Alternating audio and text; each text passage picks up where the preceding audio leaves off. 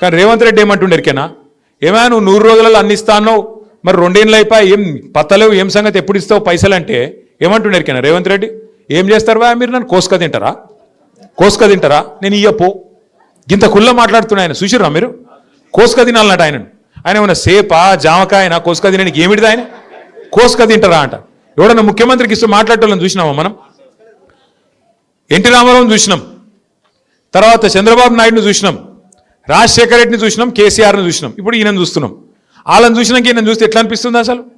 ఎవడన్నా ముఖ్యమంత్రి సెక్రటేరియట్ పోయి ఇక్కడ వాళ్ళు అంకె బిందెలు ఉంటాయనుకొని వచ్చినా అవి లేవు అన్నోడు ఎవడన్నా ఉన్నాడు ఇది వరకు?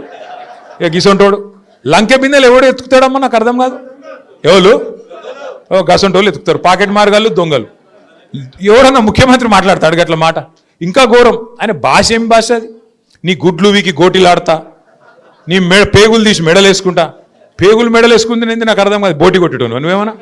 పేగులు మెడలేసుకుంటా, గుడ్లు వీకి గోటీలాడతా, ఎవడన్నా ముఖ్యమంత్రి మాట్లాడే మాటలా? ఇంకా ఘోరం ఏమిటి తెలుసా? ఇగో ఇప్పుడు బాకీ లేనోడు అప్పు లేనోడు ఎవడు ఉండడు ప్రపంచంలో. అది రాష్ట్ర ప్రభుత్వం అయినా, మనిషి అయినా, కుటుంబం నడిపే ఒక ఆడపిల్ల అయినా అందరికీ బాకీ ఉంటుంది.